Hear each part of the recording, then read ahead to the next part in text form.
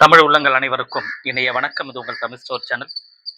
NEET re exam அப்படின்றது 21ஆம் தேதி நடக்க போகுது இந்த மாதம். ஸோ இதில் வந்து நிறைய மாணவர்கள் கேட்டிருந்தாங்க. ஈவன் இன்னைக்கு கூட ஒரு பேரண்ட் நம்மகிட்ட ஃபோன் அடிச்சு கேட்டிருந்தாங்க.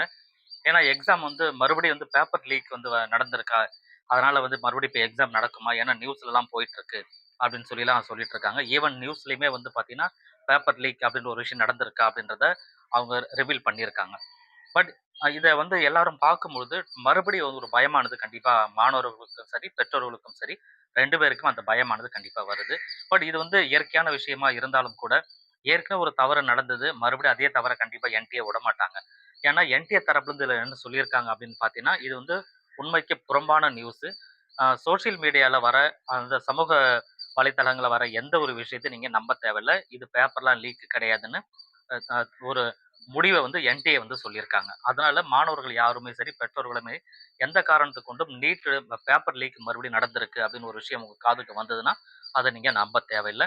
கன்ஃபார்மா வருகின்ற 21ஆம் தேதி எக்ஸாம் உங்களுக்கு வந்து எக்ஸாம் நடக்கும். பட் நமக்கு 14ஆம் தேதி வந்து அ அட்மிட் கார்டு ரிலீஸ் ஆகும் அப்படின்னு சொல்லியிருந்தாங்க. அது எப்படின்றத நம்ம அதுக்கப்புறம் பார்க்கணும். ஸோ இன்னொரு விஷயம் என்ன அப்படின்னா, இப்ப அடுத்தடுத்த அப்டேட் நீட் தொடர்பான அடுத்தடுத்த அப்டேட் இப்ப குடுத்துட்டு இருக்காங்க என்டிஏ. அப்படி இருக்கும்பொழுது இந்த பேப்பர் லீக் அப்படின்னு ஒரு விஷயம் ஏதாவது வருமா அப்படின்னா நிச்சயமா கிடையாது. ரைட்டுங்களா? அதனால கன்ஃபார்மா எக்ஸாம் ஆனது நடக்கும். நீங்க ப்ரிப்பேரா இருங்க, தயாரா இருங்க. இன்னும் ஒரு 1 வீக் கடைசியா பார்த்தீங்கன்னா, படிக்கக்கூடியது ஒரு 6 நாட்கள் இருக்கு உங்களுக்கு படிக்க வேண்டியது. சரி, இதெல்லாம் வந்து ஒரு பக்கம். அடுத்து இந்த ஃபோட்டோ சம்மந்தப்பட்ட விஷயங்கள்லாம் நெறைய பேர் டவுட் கேட்கறீங்க. இந்த ஃபோட்டோவ பொறுத்தவரைக்கும், ஏற்கனவே மே 3ஆம் தேதி நடந்த எக்ஸாம்ல எந்த ஃபோட்டோ நீங்க யூஸ் பண்ணியிருக்கீங்களோ, அதே ஃபோட்டோ அப்படியே நீங்க கையில மறுபடியும் இன்னொரு இன்னொரு காப்பி எடுத்துட்டு போனா போதும்.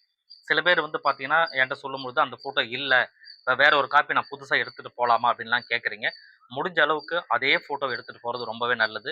இல்ல அப்படின்னாலுமே, நீங்க ஏற்கனவே எந்த ட்ரெஸ் யூஸ் பண்ணீங்களோ, அதே ட்ரெஸ்ஸ போட்டு திரும்ப ஒரு ஃபோட்டோ எடுத்துக்கிட்டு போங்க. உங்களுக்கு எக்ஸாமுக்கு ஹால்ல பொறுத்தவரைக்கும், ஒரே ஒரு ஃபோட்டோ, பாஸ்போர்ட் சைஸ் ஃபோட்டோ ஒண்ணே ஒண்ணு தான் தேவைப்படும்.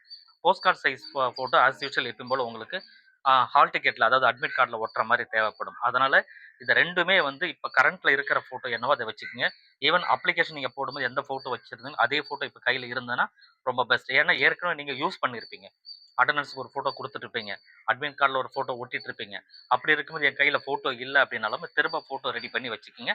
முடிஞ்ச அளவுக்கு அது வேற மாரி இல்லாத ஃபோட்டோவா இருந்தா ரொம்பவே நல்லது. ஸோ அதனால தான் ஆரம்பத்தில நம்ம சொன்னதுன்னா, ஒண்ணுமே ஒரு 10, 10 காப்பி நீங்க போட்டு வச்சுக்கங்க. போஸ்ட் கார்ட் சைஸ்ல 10 காப்பி தேவைப்படாது. 2, 3 காப்பியும்.